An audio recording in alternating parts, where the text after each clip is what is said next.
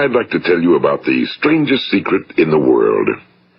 Some years ago, the late Nobel Prize-winning Dr. Albert Schweitzer was being interviewed in London, and a reporter asked him, "Doctor, what's wrong with men today?"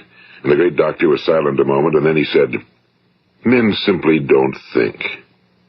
It's about this that I want to talk with you. We live today in a golden age. This is an era that man has looked forward to, dreamed of, and worked toward for thousands of years. But since it's here, we pretty well take it for granted. We in America are particularly fortunate to live in the richest land that ever existed on the face of the earth, a land of abundant opportunity for everyone. But do you know what happens? Well, let's take 100 men who start even at the age of 25. Do you have any idea what will happen to those men by the time they're 65? These 100 men who all start even at the age of 25 believe they're going to be successful. If you asked any one of these men if he wanted to be a success, he'd tell you he did. And you'd notice that he was eager toward life, that there was a certain sparkle to his eye, an erectness to his carriage, and life seemed like a pretty interesting adventure to him. But by the time they're 65, 1 will be rich. 4 will be financially independent. 5 will still be working. 54 will be broke. Now think a moment. Out of the 100, only 5 make the grade. Now why do so many fail? What has happened to the sparkle that was there when they were 25? What's become of the dreams, the hopes, the plans? And why is there such a large disparity between what these men intended to do and what they actually accomplished?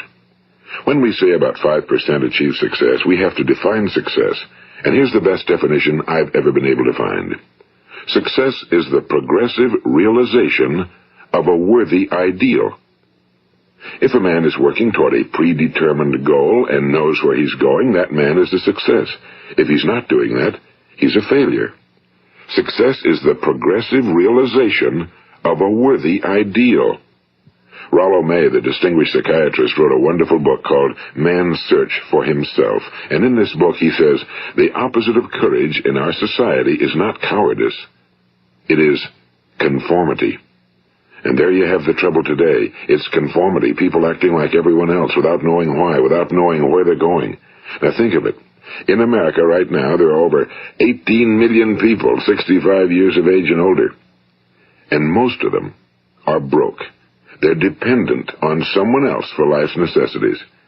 Now, we learn to read by the time we're 7. We learn to make a living by the time we're 25. Usually by that time, we're not only making a living, we're supporting a family. And yet, by the time we're 65, we haven't learned how to become financially independent in the richest land that has ever been known. Why? We conform. And the trouble is that we're acting like the wrong percentage group, the 95 who don't succeed. Now, why do these people conform?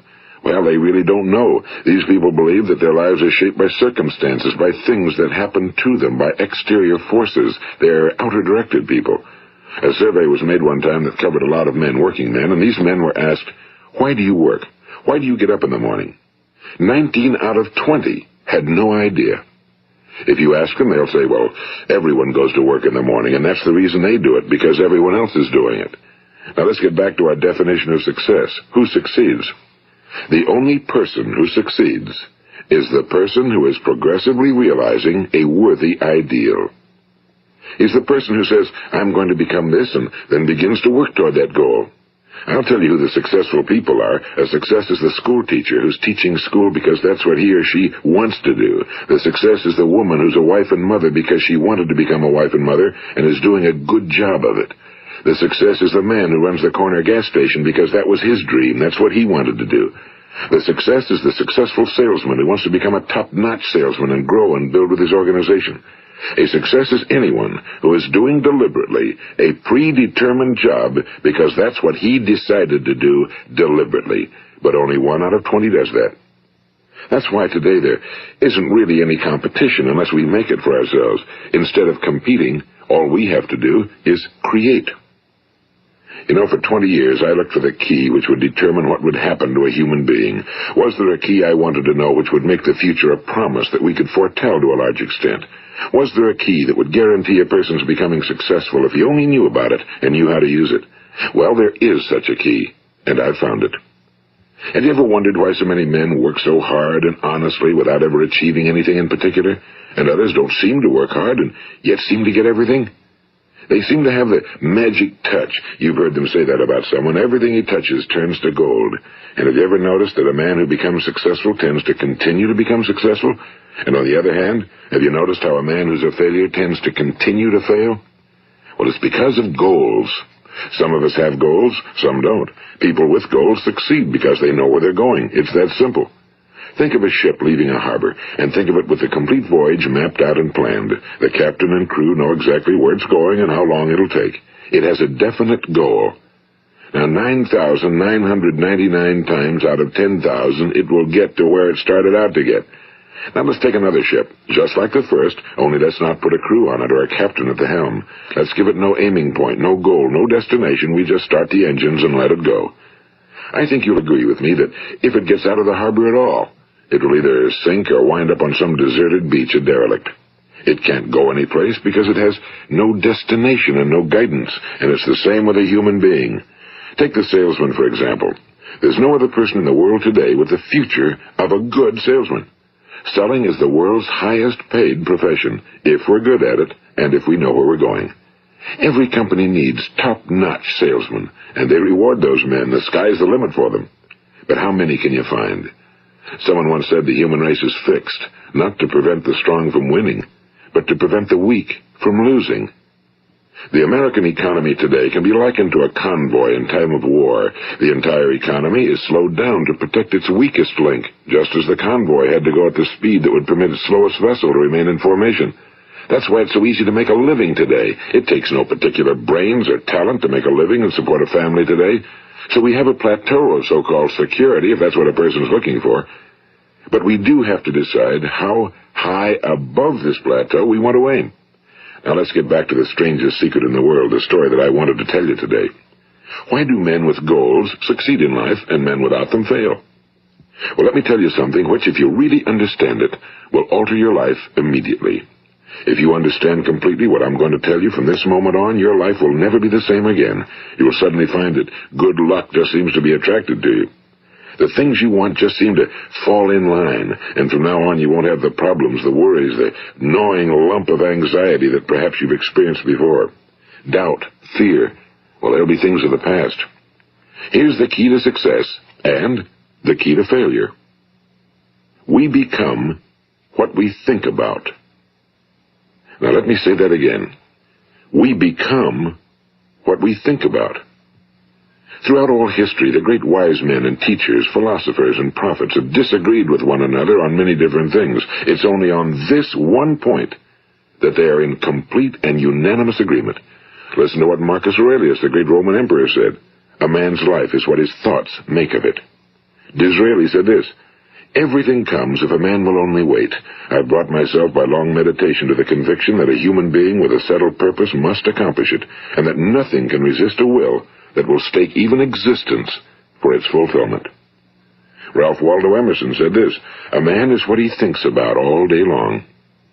William James said, the greatest discovery of my generation is that human beings can alter their lives by altering their attitudes of mind.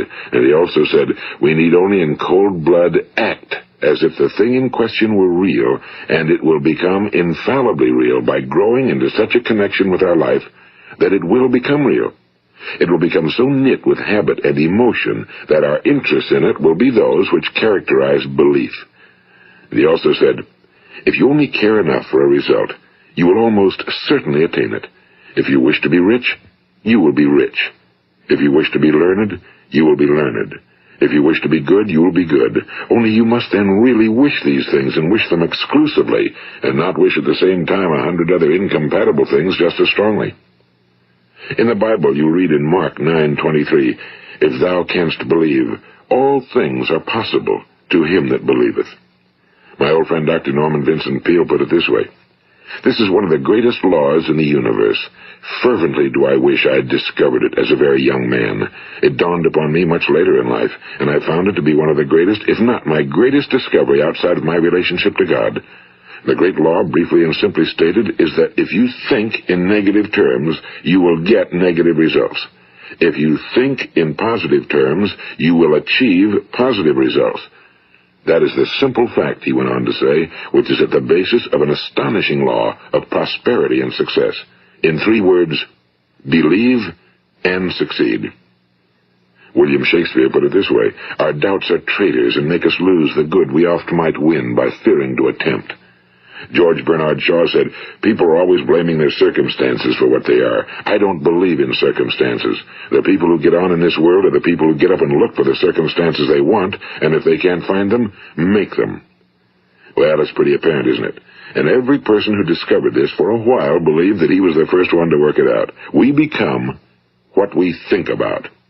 Now, it stands to reason that a person who's thinking about a concrete and worthwhile goal is going to reach it, because that's what he's thinking about, and we become what we think about. Conversely, the man who has no goal, who doesn't know where he's going, and whose thoughts must therefore be thoughts of confusion and anxiety and fear and worry, becomes what he thinks about. His life becomes one of frustration and fear and anxiety and worry. And if he thinks about nothing, he becomes nothing. Now, how does it work? Why do we become what we think about? Well, I'll tell you how it works as far as we know. Now, to do this, I want to tell you about a situation that parallels the human mind. Suppose a farmer has some land, and it's good fertile land. Now, the land gives the farmer a choice. He may plant in that land whatever he chooses. The land doesn't care. It's up to the farmer to make the decision. Now, remember, we're comparing the human mind with the land because the mind, like the land, doesn't care what you plant in it. It will return what you plant, but it doesn't care what you plant. Now, let's say that the farmer has 2 seeds in his hand. One is a seed of corn. The other is nightshade, a deadly poison. He digs 2 little holes in the earth, and he plants both seeds, one corn, the other nightshade. He covers up the holes, waters, and takes care of the land, and what will happen? Invariably, the land will return what's planted. As it's written in the Bible, as ye sow, so shall ye reap. Now remember, the land doesn't care. It'll return poison in just as wonderful abundance as it will corn. So up come the 2 plants, one corn, one poison. Now, the human mind is far more fertile, far more incredible and mysterious than the land, but it works the same way. It doesn't care what we plant. Success, failure. A concrete, worthwhile goal, or confusion. Misunderstanding, fear, anxiety, and so on. But what we plant, it must return to us. You see, the human mind is the last great unexplored continent on Earth. It contains riches beyond our wildest dreams. It will return anything we want to plant. Now, you might say, well, if that's true, why don't people use their minds more? Well, I think they figured out an answer to that one, too. Our mind comes as standard equipment at birth. It's free, and things that are given to us for nothing we place little value on. Things that we pay money for, we value.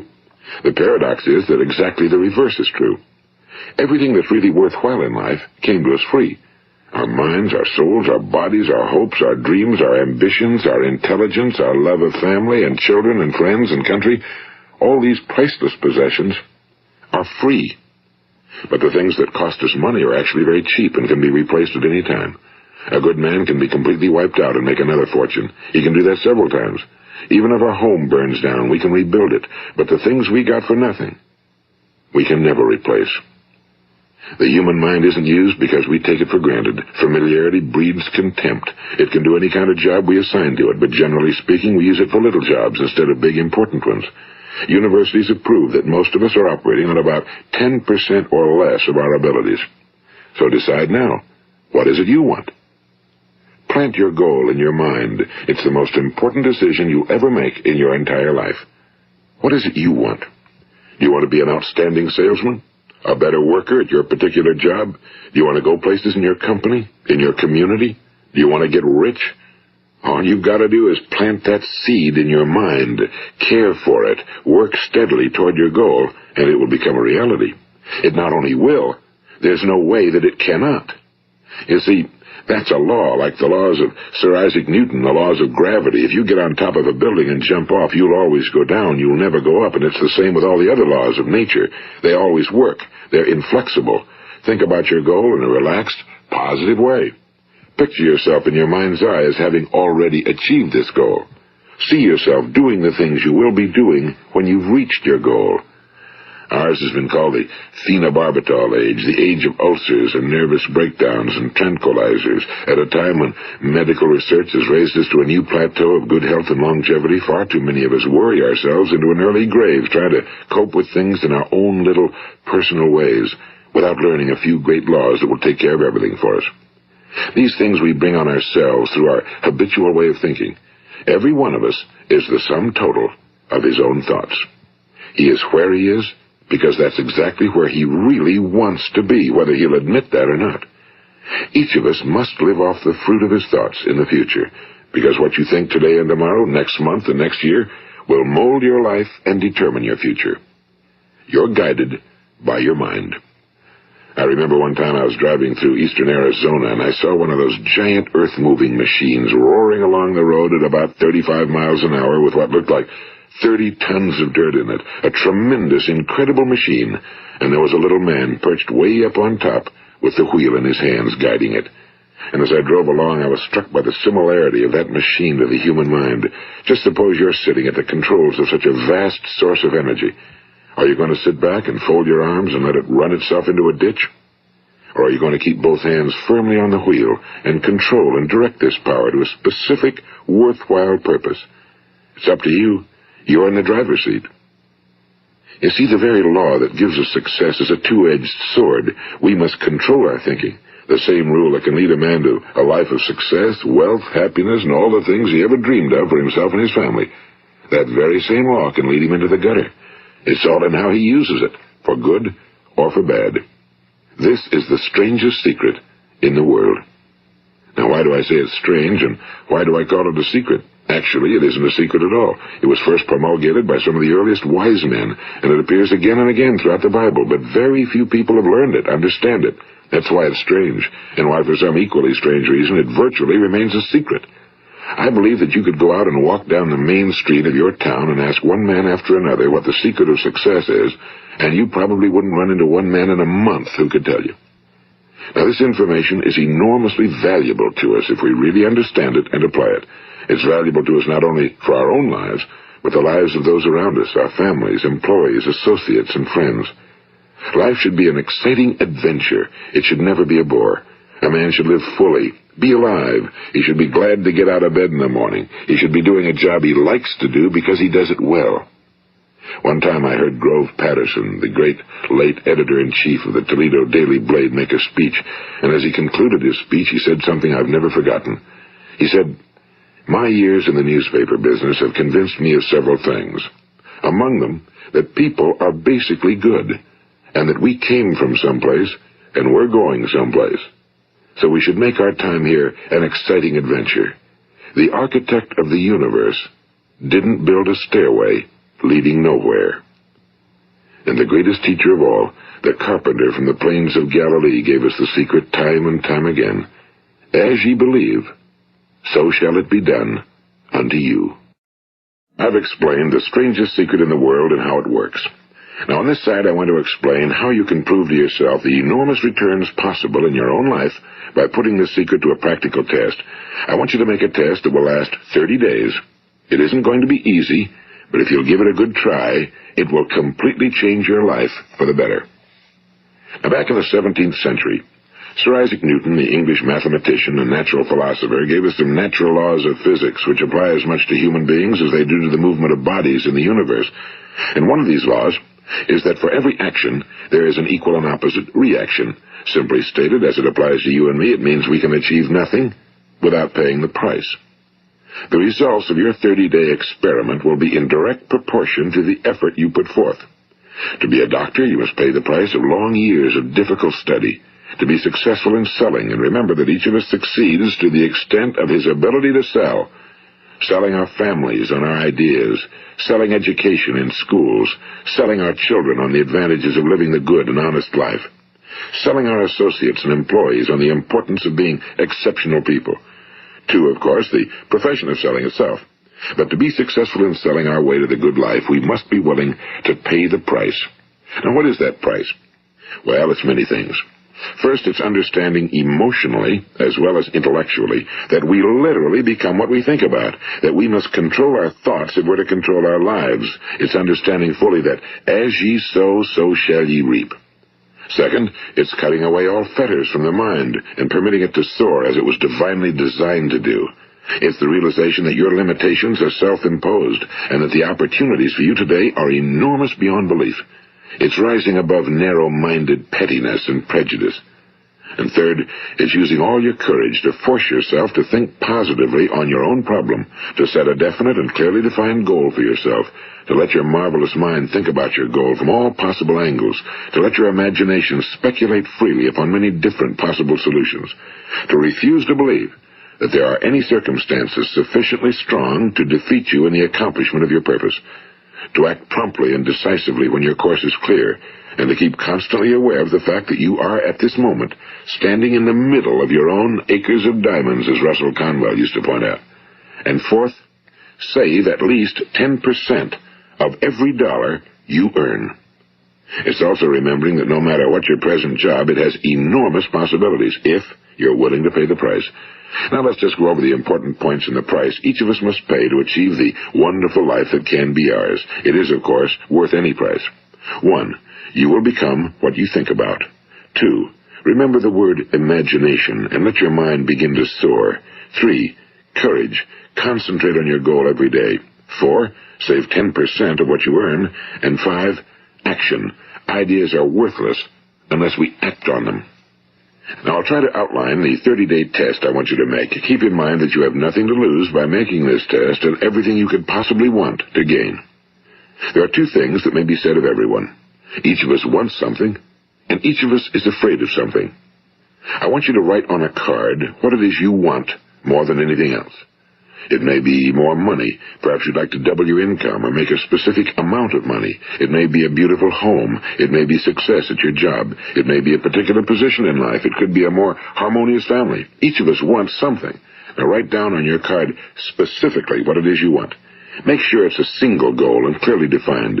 You needn't show it to anyone, but carry it with you so that you can look at it several times a day. Think about it in a cheerful, relaxed, positive way each morning when you get up, and immediately you have something to work for, something to get out of bed for, something to live for. Look at it every chance you get during the day and just before going to bed at night. And as you look at it, remember that you must become what you think about, and since you're thinking about your goal, you realize that soon it will be yours. In fact, it's yours really the moment you write it down and begin to think about it. Look at the abundance all around you as you go about your daily business. You have as much right to this abundance as any other living creature. It's yours for the asking. Now we come to the difficult part. Difficult because it means the formation of what is probably a brand new habit, and new habits are not easily formed. Once formed, however, it will follow you for the rest of your life. Stop thinking about what it is you fear. Each time a fearful or negative thought comes into your consciousness, replace it with a mental picture of your positive and worthwhile goal. And there will come times when you'll feel like giving up. It's easier for a human being to think negatively than positively. That's why only 5% are successful. You must begin now to place yourself in that group. For 30 days, you must take control of your mind. It will think about only what you permit it to think about. Each day for this 30-day test, do more than you have to do. In addition to maintaining a cheerful, positive outlook, give of yourself more than you've ever done before. Do this knowing that your returns in life must be in direct proportion to what you give.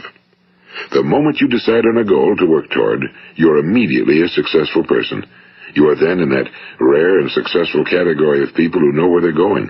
Out of every 100 people, you belong to the top 5. Don't concern yourself too much with how you're going to achieve your goal. Leave that completely to a power greater than yourself. All you have to do is know where you're going. The answers will come to you of their own accord and at the right time. Remember these words from the Sermon on the Mount, and remember them well. Keep them constantly before you this month of your test. Ask, and it shall be given you. Seek, and ye shall find. Knock, and it shall be opened unto you. For every one that asketh receiveth, and he that seeketh findeth, and to him that knocketh it shall be opened. It's as marvelous and as simple as that. In fact, it's so simple that in our seemingly complicated world, it's difficult for an adult to understand that all he needs is a purpose and faith.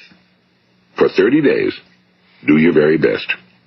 If you're a salesman, go at it as you've never done before, not in a hectic fashion, but with the calm, cheerful assurance that time well spent will give you the abundance in return you deserve and want. If you're a homemaker, devote your 30-day test to completely giving of yourself without thinking about receiving anything in return, and you'll be amazed at the difference it makes in your life. No matter what your job, do it as you've never done it before for 30 days. And if you've kept your goal before you every day, you'll wonder and marvel at this new life you've found. Dorothea Brand, the outstanding editor and writer, discovered it for herself and tells about it in her fine book, Wake Up and Live. Her entire philosophy is reduced to the words, act as though it were impossible to fail.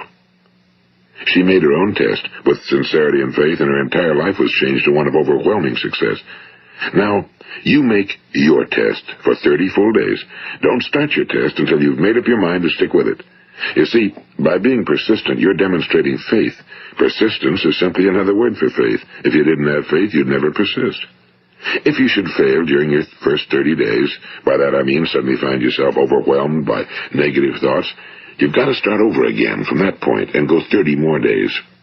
Gradually, your new habit will form until you find yourself one of that wonderful minority to whom virtually nothing is impossible. And don't forget the card. It's vitally important as you begin this new way of living. On one side of the card, write your goal, whatever it may be. On the other side, write the words we've quoted from the Sermon on the Mount. Ask, and it shall be given you. Seek, and ye shall find. Knock, and it shall be opened unto you. Nothing great was ever accomplished without inspiration. See that during these crucial first 30 days, your own inspiration is kept at a peak. And above all, don't worry. Worry brings fear, and fear is crippling. The only thing that can cause you to worry during your test is trying to do it all yourself. Know that all you have to do is hold your goal before you. Everything else will take care of itself. Remember also to keep calm and cheerful. Don't let petty things annoy you and get you off course. Now, since making this test is difficult, some will say, why should I bother? Well, look at the alternative. No one wants to be a failure. No one really wants to be a mediocre individual. No one wants a life constantly filled with worry and fear and frustration. Therefore, remember that you must reap that which you sow. If you sow negative thoughts, your life will be filled with negative things. If you sow positive thoughts, your life will be cheerful, successful, and positive. Now, gradually, you will have a tendency to forget what you've heard on this recording. Play it often. Keep reminding yourself of what you must do to form this new habit. Gather your whole family around at regular intervals and listen to what's been said here. You know, most men will tell you that they want to make money without understanding the law. The only people who make money work in a mint. The rest of us must earn money. This is what causes those who keep looking for something for nothing or a free ride to fail in life. The only way to earn money is by providing people with services or products which are needed and useful. We exchange our time and our product or service for the other man's money. Therefore, the law is that our financial return will be in direct proportion to our service. Now, success is not the result of making money. Making money is the result of success, and success is in direct proportion to our service. Most people have this law backwards. They believe that you're successful if you earn a lot of money. The truth is that you can only earn money after you're successful. It's like the story of the man who sat in front of the stove and said to it, give me heat, and then I'll add the wood. How many men and women do you know, or do you suppose there are today, who take the same attitude toward life? There are millions. We've got to put the fuel in before we can expect heat.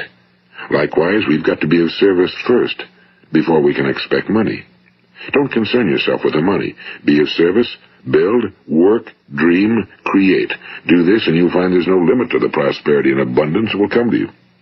Prosperity, you know, is founded upon a law of mutual exchange. Any person who contributes to prosperity must prosper in turn himself. Sometimes the return will not come from those you serve, but it must come to you from someplace, because that's the law. For every action, there is an equal and opposite reaction.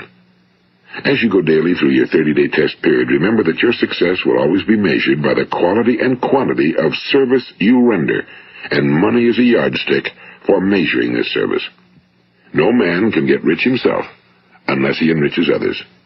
Now, there are no exceptions to a law. You can drive down any street in America and from your car estimate the service that's being rendered by the people living on that street. Had you ever thought of this yardstick before? It's interesting. Some, like ministers and priests and other devoted people, measure their returns in the realm of the spiritual, but again, their returns are equal to their service. Once this law is fully understood, any thinking person can tell his own fortune. If he wants more, he must be of more service to those from whom he receives his return.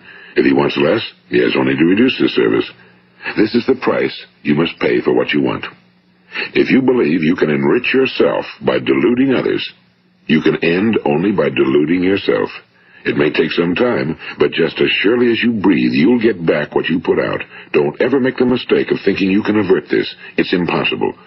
The prisons and the streets where the lonely walk are filled with people who tried to make new laws just for themselves. We may avoid the laws of man for a while, but there are greater laws that cannot be broken. An outstanding medical doctor recently pointed out 6 steps that will help you realize success. 1. Set yourself a definite goal. 2. Quit running yourself down. 3. Stop thinking of all the reasons why you cannot be successful and instead think of all the reasons why you can. 4. Trace your attitudes back through your childhood and try to discover where you first got the idea you couldn't be successful, if that's the way you've been thinking. 5. Change the image you have of yourself by writing out a description of the person you would like to be. And 6. Act the part of the successful person you have decided to become. The doctor who wrote those words is a noted West Coast psychiatrist, Dr. David Harold Fink. Do what the experts since the dawn of recorded history have told you you must do. Pay the price by becoming the person you want to become. It's not nearly as difficult as living unsuccessfully. Make your 30-day test, then repeat it again, and each time it will become more a part of you until you'll wonder how you could ever have lived any other way. Live this new way and the floodgates of abundance will open and pour over you more riches than you may have dreamed existed. Money? Yes, lots of it. But what's more important, you'll have peace. You'll be in that wonderful minority who lead calm, cheerful, successful lives. Start today. You have nothing to lose, but you have a whole life to win. This is Earl Nightingale, and thank you.